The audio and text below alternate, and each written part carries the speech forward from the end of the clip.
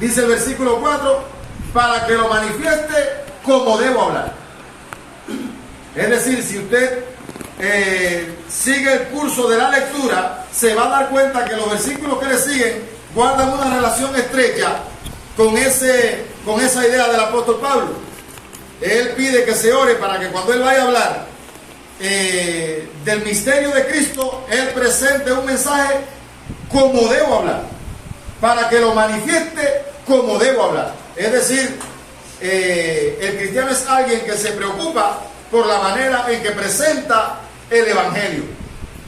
Y estaba viendo una nota aquí, dice: en los versículos anteriores Pablo acaba de pedir a los hermanos en Colosas que oren por él para que Dios le dé oportunidades de compartir a Cristo. Y ahora nos aconseja acerca de esto mismo a nosotros.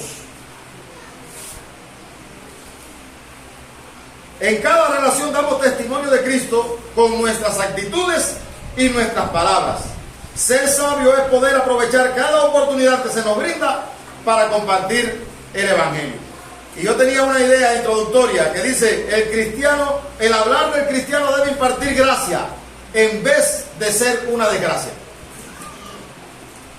El hablar del cristiano debe impartir gracia en vez de ser una desgracia.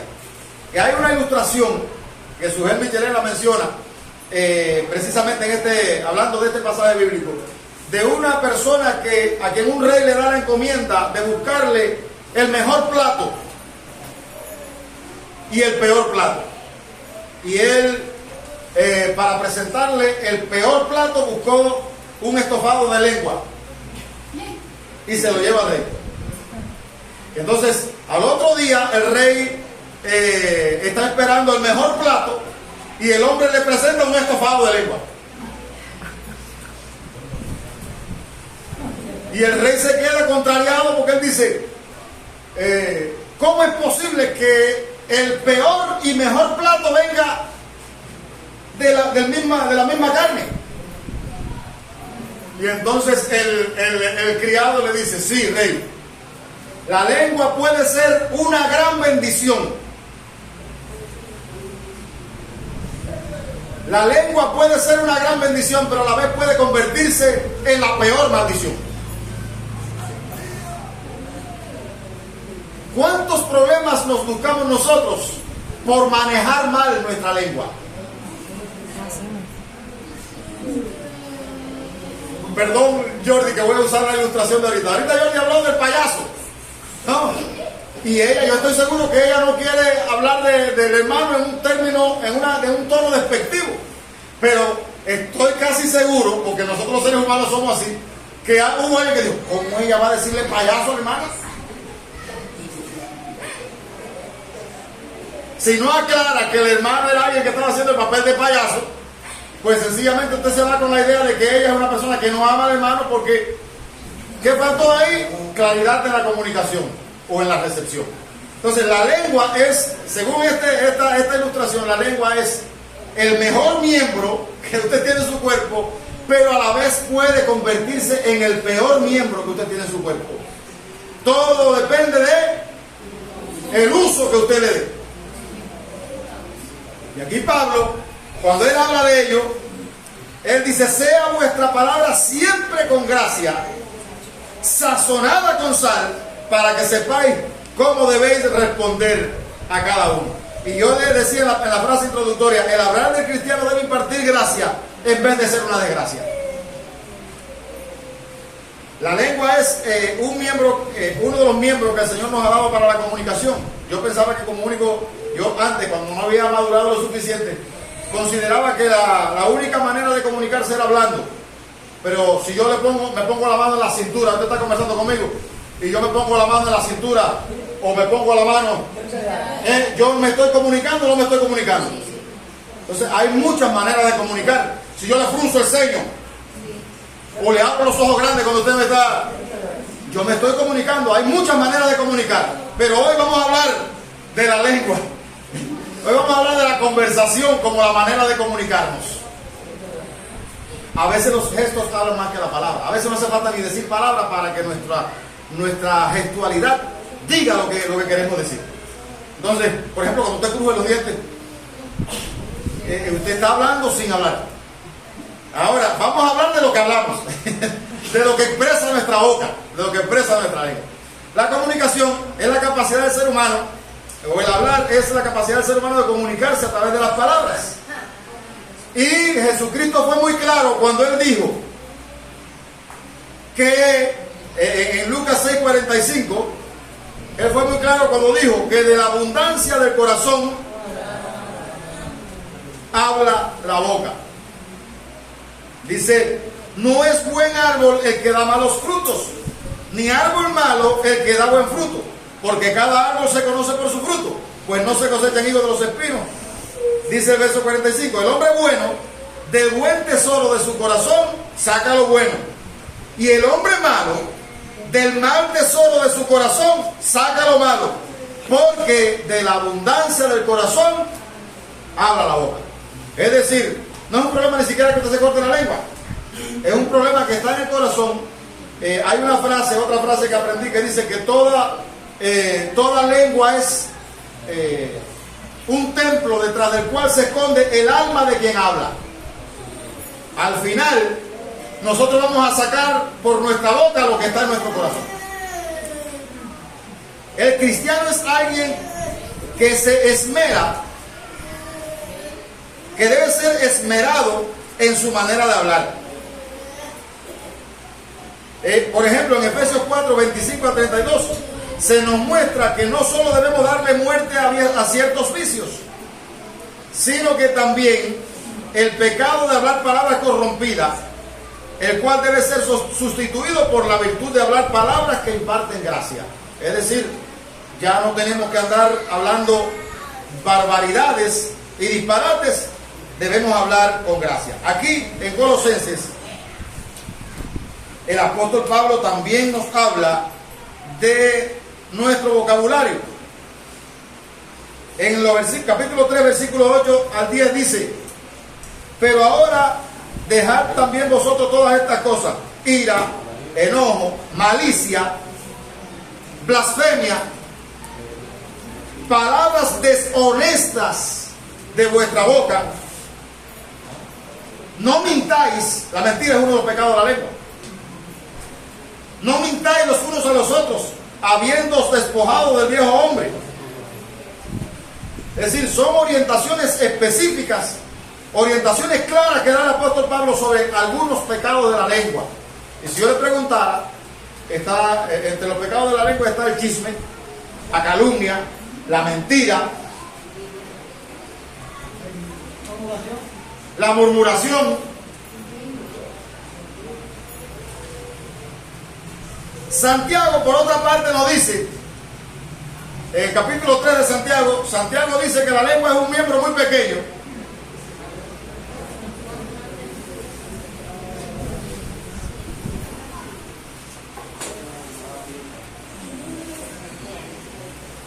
Santiago capítulo 3.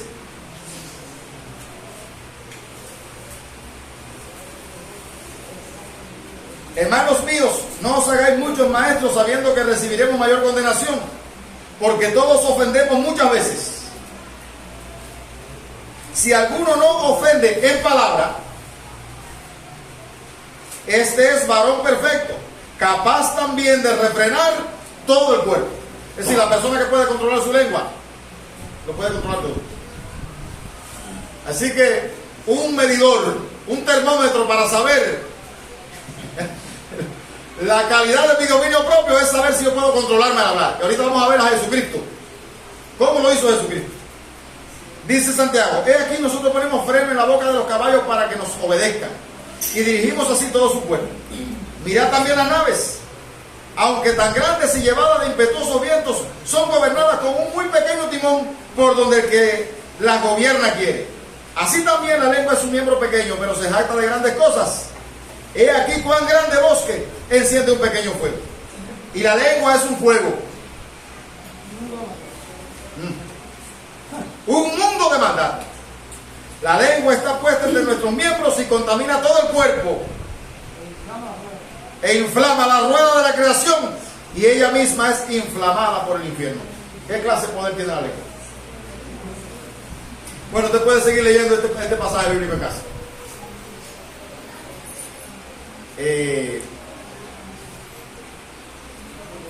Ahora, volviendo al pasaje bíblico, cuando Pablo nos dice sobre, bueno, él habla primero del tiempo, andad sabiamente para con los de afuera.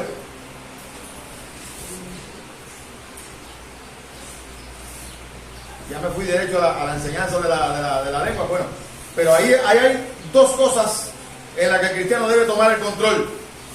El primero es andar sabiamente para con los de afuera y luego, después de la coma, explica qué cosa es andar sabiamente. Redimiendo el tiempo. Un cristiano es alguien que sabe que el tiempo es corto y que no es algo que Dios le ha dado para perderlo. Dice Efesios 5:16, mirad cómo andéis, no como necios, sino como sabios, aprovechando bien el tiempo, porque los días son malos. Un cristiano es alguien que busca la manera de sacarle el máximo provecho a su tiempo. Yo no quiero abundar sobre el tiempo, más bien quiero seguir hablando sobre el tema de la lengua. Pero sí es necesario que entendamos que el cristiano es alguien que no pierde tiempo. Y hoy en día lo que más hay son medios para nosotros perder el tiempo. Puede ser en entretenimiento. La mayoría de nosotros hoy tiene acceso a un teléfono móvil. Y es difícil que no tengamos un juego instalado en el teléfono.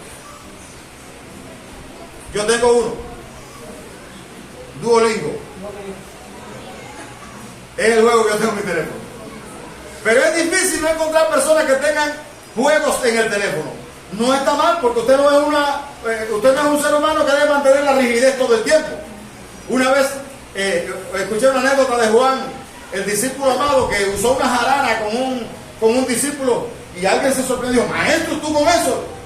Dice, si tú coges un arco y mantienes la cuerda tensada todo el tiempo, ese arco pierde la flexibilidad. Hay un tiempo para todo. Y no está mal que en algún momento nosotros hagamos chistes que tengan pureza. Lo malo es cuando yo vivo todo el tiempo conectado con el chiste y mi palabra se convierte en algo barato. El que lo oye no puede darle crédito a lo que yo estoy diciendo, porque soy tan sin fundamento en lo que hablo.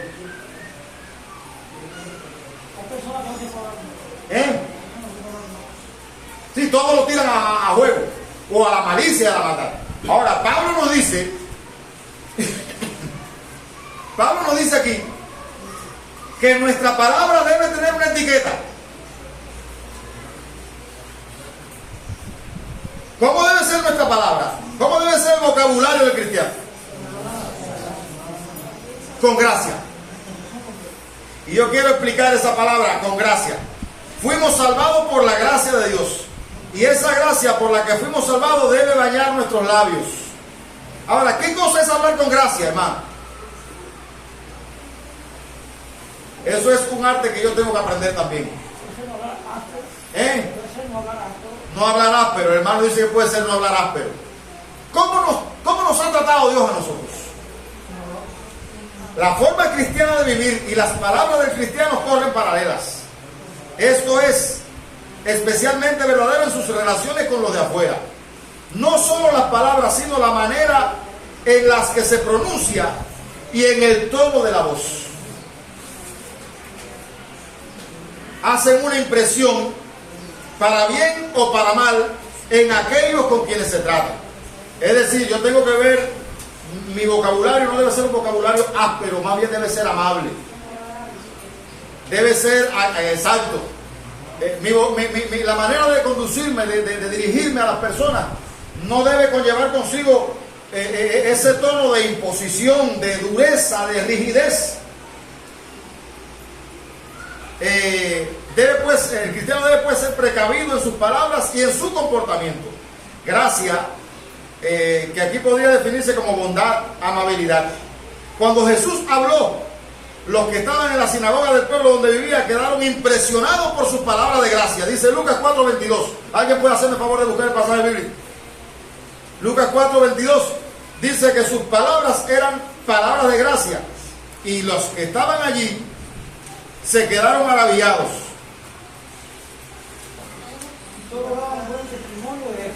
Ajá. Estaba maravillado de las palabras de gracia que salían de su boca.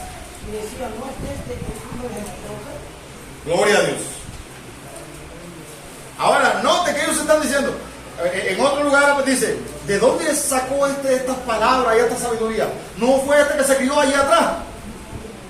¿No son José y María sus padres? ¿Cómo es posible que ahora tenga esa? El problema era que el Espíritu Santo estaba habilitándolo para ellos. Y donde el Espíritu Santo está capacitando al cristiano, como yo decía ayer a unas personas con quienes conversamos aquí, hay quienes tienen al Espíritu Santo para revolcarse en el suelo y para hablar lengua por montón y para hacer gala de poder, pero no para asumir una conducta que sea acorde a los valores del Evangelio.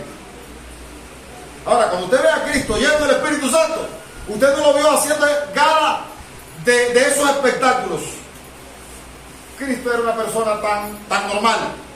Y yo le dije una vez una frase que dijo Abel González que se me quedó grabada. Abel González decía que el cristiano es la persona más normal que hay sobre la tierra. El cristiano no es alguien que tiene que presumir que él tiene un poder superior, ni que anda en una dimensión. El cristiano es alguien que ha sido restaurado a su condición normal, como Dios creó al hombre en el huerto del Edén. Entonces, Cristo, cuando la gente vieron a Cristo, se quedaron maravillados porque vieron que las palabras de gracia fluían de él, y ellos dijeron, ¿de dónde saca estas palabras? La gracia es un don de nuestro Padre Celestial otorgado a través de Jesucristo. La palabra gracia, según se usa en las Escrituras, se refiere principalmente al poder habilitador y a la sanación espiritual ofrecido por medio de la misericordia y del amor de Jesucristo. Nuestra palabra debe ser, y note, no algunas veces, nuestra palabra siempre debe ser con gracia. Hay personas que han ido a corregir a otra persona y nada más que con el buen trato y la manera en que han ido la persona se así, agacha la cabeza y dice, tienes razón. Pero a veces se va a corregir y yo me considero víctima de eso. A veces tengo razón. Por ejemplo, cuando un dependiente me está robando la pesa y yo le compruebo con mi pesa que me está robando y le voy a reclamar. ¿En qué tono usted cree que le voy a reclamar? Más bien, ahí también debe ser con gracia, ¿no es así? Sin embargo, ese sentido de justicia, porque me está quitando, yo te pagué lo que tú tenías que entregarme y no me estás entregando. Y ese sentido de justicia hace que yo pierda la gracia y vaya con él, vaya hacia él con el machete en la mano a decapitarlo. Nosotros tenemos que aprender a usar la gracia, incluso cuando vamos a corregir al que está pecando. Dice la Biblia que con misericordia y verdad se corrige el pecado. Es decir, yo pongo el ejemplo de la persona que va con la inyección. Si hay algo que yo no quiero saber de la inyección, denme cualquier cantidad de infusión, pero no me quieran pinchar. Cuando viene la persona con la inyección, lo primero que hace es pasarle un algodoncito. ¿No? Es para limpiar el área, pero de alguna manera es como un cariño para que después aplicarle. Bueno, pues nosotros debemos hacer lo mismo en nuestra manera de tratar a las personas. Pero a veces nos sentimos tan justos, no sé ni cómo decirlo, que vamos a la persona y no usamos la gracia, hermanos. Y dejamos desacreditado el evangelio que nosotros representamos. A ver, Maricel. Exacto. Puede uno tener la razón con lo que está diciendo, sin embargo, la manera en que lo dice le quita la razón. Nosotros debemos aplicar la fuerza de la razón y no la razón de la fuerza. Y son muy diferentes. Debemos aplicar la fuerza de la razón, es decir, use su razonamiento para convencer a la persona y no quiera coger a la persona por el cuello para convencerla. La gracia. Y eso, yo estoy seguro, hermano, que eso nos va a ayudar a todos. Si nosotros logramos aplicar esta verdad a nuestras relaciones diarias, eso va a ser un bálsamo para las personas con las cuales nos relacionamos. Entonces, lo primero que menciona ahí, o el primer ingrediente que debe tener nuestra conversación, según Pablo, ¿cuál es? Gracia. ¿Cómo Dios te trató a ti? Siendo enemigo de Él, Él quiso tratarte con gracia. No te tomó en cuenta, no, Moisés no te tomó en cuenta el daño que tú le habías infligido. No a Él, a ti mismo. Y no tomó en cuenta que tú eras su enemigo y te sigue tratando con amor y con gracia. Y eso es algo que me hace bajar la guardia y decir, bueno, Señor, tiene la razón. Entonces, nuestra conversación debe ser con gracia. Recuerde, con misericordia y verdad, usted puede, no solamente con la verdad. Si solamente se usa la verdad y no se usa la misericordia, nosotros no estamos obrando correctamente. La verdad sin amor divide. Y si solamente usamos la misericordia y no usamos la verdad, estamos haciendo tanto mal. Porque el amor sin verdad corrompe. Por eso hay padres que están criando niños y los que están criando son bandoleros. Porque son tan amorosos que no pueden corregir. Entonces, nuestro vocabulario debe ser con gracia, número 1. Número 2, ¿qué más debe tener nuestro vocabulario? Sazonado con sal, dice el apóstol Pablo. ¿Y yo puedo sazonar con sal mi palabra? Es una metáfora que el apóstol Pablo está usando aquí.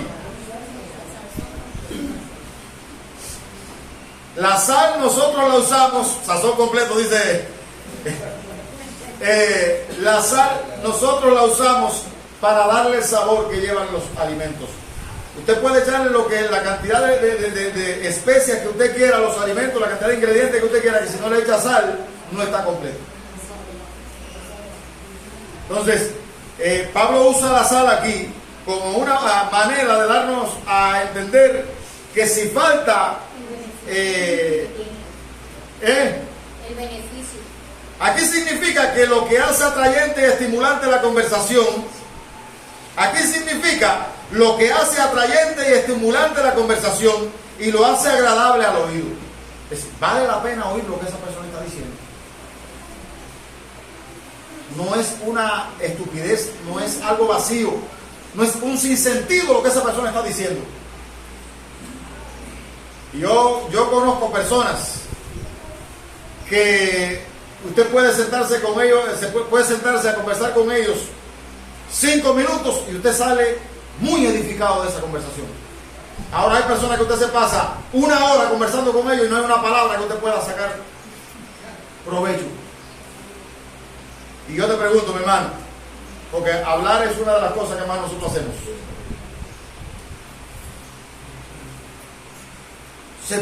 Puedes decir, puedes afirmar que tu manera de hablar, que los que te oyen hablar, son edificados con lo que tú dices. Yo sé que eso es un reto. Para mí es un reto. Yo me involucro. Hay tantos temas hoy en día que están en la palestra. Hoy por ejemplo, está en elecciones Venezuela. Y no es prácticamente imposible que alguno de nosotros no dedique, bueno, a no ser que no le interese lo que está ocurriendo. A mí sí me interesa estar actualizado. Y es prácticamente imposible que usted no instale una conversación en un momento determinado sobre las elecciones en Venezuela. ¿Qué va a decir? La persona que lo oiga hablar puede darle crédito a lo que usted está diciendo. ¿Qué concepto se llevará de su manera de conversar sobre las elecciones en Venezuela? Entonces, es mejor ni hablar, dice el hermano. No, hermano, es bueno hablar y es necesario. Lo que debemos es ser medidos. Alguien dijo que Dios nos dio 2 oídos y 1 boca para que oigamos el doble de lo que hablamos. ¿Aplicamos esa fórmula a la vida de nosotros? No, si a veces están conversando conmigo y yo estoy tratando de quitarle la palabra de la boca a la persona que está. Ahora, esa sazonada con sal indica que nuestra conversación debe ser atrayente y estimulante, debe ser edificante. Lo opuesto sería el hablar fuera de lugar, tener una conversación insípida o descuidada. Cuando el cristiano abre la boca, deben fluir palabras agradables, provechosas, edificantes. Y yo espero que esta semana, fíjense, yo estoy tratando de hacer lo que está haciendo Ania. Ella escucha la enseñanza y busca la manera de hacer un plan de trabajo para esa semana poder aplicar a su vida la enseñanza. Yo espero, y creo que ella está diciendo amén, yo vi que ella hizo una publicación en un sitio donde puso el texto bíblico que usamos el domingo pasado. Hágase una meta, hermano. Usted está oyendo hoy una enseñanza, pero que no se quede ahí lo que usted oyó. Hágase una meta en la semana, o por lo menos en el día. Yo quiero que mi conversación hoy sea una conversación que edifique a la persona que se siente a oírme. Y le estoy diciendo al menos hoy, pero estoy seguro que si usted lo hace hoy, de alguna manera el Espíritu Santo lo va a impulsar para que mañana pueda hacerlo. Y cuando lleve 7 días aplicándolo, se va a hacer un hábito. La sal no solo da sabor, sino que previene la corrupción. Yo he llegado a lugares, aquí no tanto, pero allá donde yo estaba, yo recuerdo que por momentos llegaba a lugares donde estaban hablando las personas, ya te sabes, su cuento colorado y demás. Y cuando iba llegando, ellos no terminaban la conversación, cambiaban el contenido de la conversación, porque ellos saben que yo no comparto. A ver, perdóname que me ponga de ejemplo, eso puede pasar con cualquiera de ustedes. La vida cristiana, el testimonio cristiano debe producir en las personas que están a nuestro alrededor un cierto poder preventivo que les hace ver que nosotros no formamos parte de el bajo mundo en el que ellos quieren vivir. Y usted, yo estaba analizando algunas canciones de las que más suenan hoy en día, o de las que más ponen las personas hoy en día, y le decía a mi esposa, mire el contenido de esta canción. Es un lenguaje vulgar. En el parque infantil, donde deben ponerse canciones infantiles, la mar estaba serena, en el parque infantil con esos tipos de canciones. Hay una agenda para corromper, para pervertir al ser humano. Y muchos cristianos están siguiendo la misma corriente. No les interesa hablar con solidez, con consistencia. Y yo digo, hermano, nosotros la iglesia está sobre la tierra para hacer la contrapartida. Alcide decía, hablaba de el pastor que dijo una frase: el mundo tiene un apagón, el mundo está en un apagón de pecado. Es decir, la maldad está creciendo a tal nivel que la vida, para el que quiere vivir representando los valores de la pureza, la vida se hace casi que irresistible. Porque por donde quiera que usted baje, el bombardeo de canciones. Usted se encuentra a los niños con los disparates y no se debe corregir. Entonces, el cristiano está llamado a ser la contrapartida. El cristiano está llamado a ser la sal que sazona el ambiente donde él está. Dice el apóstol Pablo que nuestra palabra debe tener peso, debe tener consistencia. Las personas que nos escuchan hablar deben decir: ha hablado rectamente, o ha dicho algo que vale la pena. Y número 3, nuestra manera de hablar conlleva consigo una responsabilidad. Dice, ¿para qué debe ser así nuestra manera de hablar? Para que sepáis cómo debéis responder a cada uno. Y es que usted puede responder a cada uno. Hubo un momento que a Cristo le preguntaron y él guardó silencio.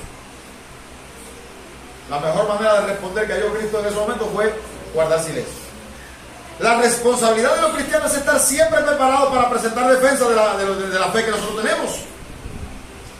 Dice 1 de Pedro 3:15: El testimonio personal es una parte esencial de esa vida cristiana. Y le pongo un ejemplo. En Lucas 20, los fariseos y escribas querían sorprender a Cristo. No había área por donde pudieran haberse colado y dicen que querían sorprenderlo con alguna palabra. En Lucas 20, voy a leer un momentico allí. Lucas 20, 19.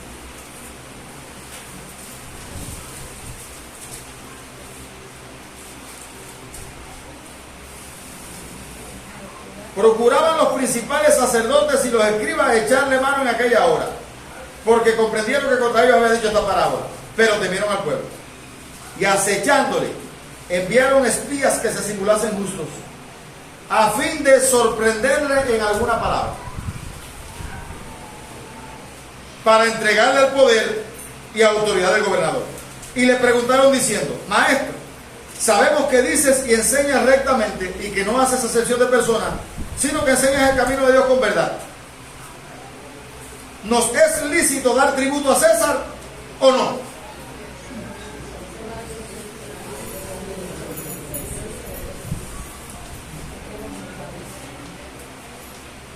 Note la intención con que fueron esta gente donde estaba Cristo. Bastaba con que él dijera que no para echarle mano. ¿Cómo respondió Cristo? Mas él, comprendiendo la astucia de ellos, les dijo: ¿por qué me tentáis? Mostradme la moneda. ¿De quién tiene la imagen y la inscripción? Y respondiendo dijeron: de César. Entonces les dijo: pues dad a César lo que es de César,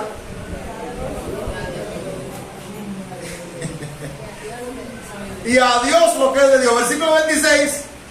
Y no pudieron sorprenderle en palabra alguna delante del pueblo, sino que, maravillado de su respuesta, ¿qué me dice de su mano? Ahí usó sazón Goya en la palabra. Dice mi hermano de Valito que ahí le echó sazón Goya.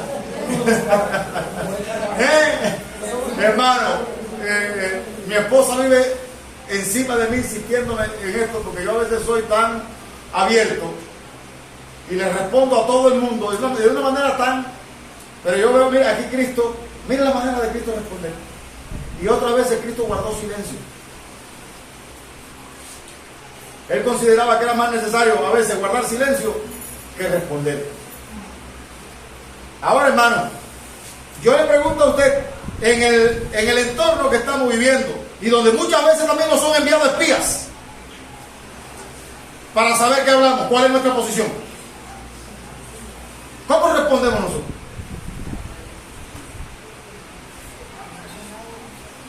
¿De qué hablamos? ¿Cuál es el contenido de nuestra conversación?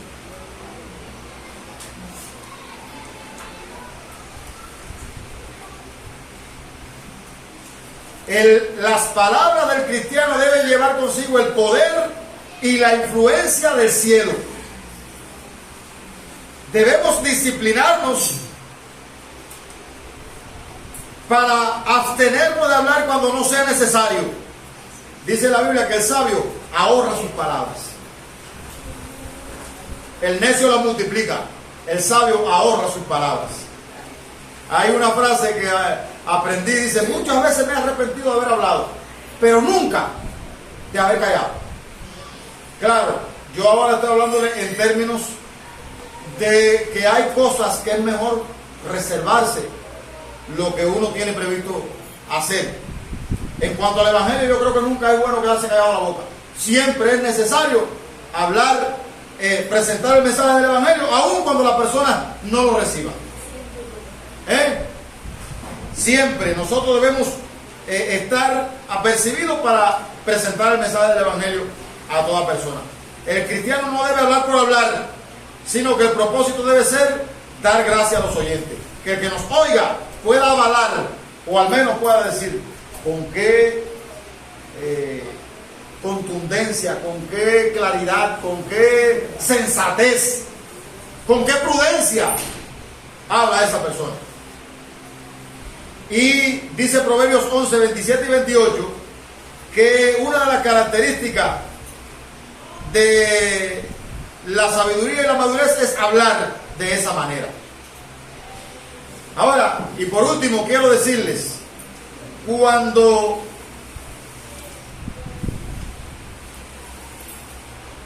Pedro negó al Señor, en Mateo 26, versículo 73, cuando Pedro negó al Señor, uno de los argumentos que usaron los soldados romanos era que Pedro hablaba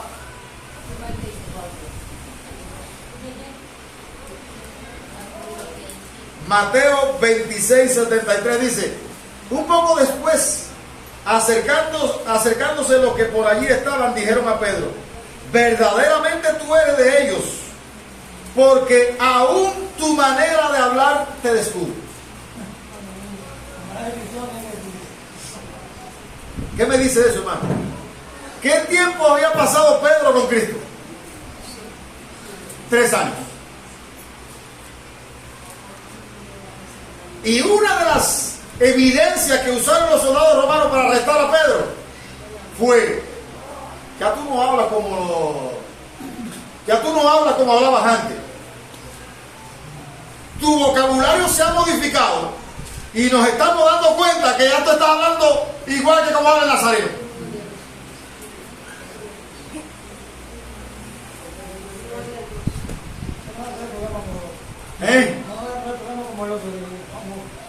Te pregunto, hermano, ¿tu manera de hablar te descubre? Sí, tu manera de hablar te descubre. Para bien o para mal, tu manera de hablar te descubre. Recuerde la frase que dije al principio: toda lengua es un templo, o toda persona es un templo, toda lengua es un templo detrás del cual se esconde el alma de quien habla. Nuestra manera de hablar dice lo que realmente hay en nuestros corazones y dice quiénes somos realmente. Y ahorita nosotros cantamos el himno: que mi vida entera esté consagrada a ti, Señor, que mis labios al hablar solo hablen de tu amor, que mis pies tan solo en pos de los santos puedan ir, y que a ti, Señor, mi voz se complazca en bendecir. ¿Será ese el estilo de vida que queremos que nos caracterice? Sí. ¿Cuánto estamos haciendo para hacer que nuestro vocabulario sea más agradable a Dios y más edificante para las personas que están a nuestro alrededor? Pablo pidió que se orara, en el versículo 5, versículo 4, Pablo pidió que se orara para que cuando él abriera la boca pudiera hablar de Cristo como debía hablar. Y yo pienso que en esta mañana debemos orar para que el Señor haga que cuando, o permita, o facilite, que cuando nosotros vayamos a abrir nuestra boca, podamos, lo que salga de nuestra boca sea un torrente de bendición, y lo que hablemos tenga tanta consistencia y tanta importancia que los que están a nuestro alrededor digan: espérate, vamos a parar, vamos a oír lo que está diciendo esa persona. En medio de un mundo donde hay una competencia, los influencers están buscando la manera de captar su atención. ¿Y qué usan para captar su atención? Sus publicaciones. Y en esas publicaciones ellos tienen que hablar de un tema determinado. Y cada persona está buscando la manera de captar la atención por lo que habla o hace. Y yo pregunto, ¿y usted como cristiano? Si se pudiera hacer alguna publicación de las cosas que ocupan su manera de hablar, ¿qué pudiera decir el que se ha detenido a escuchar el contenido de su conversación?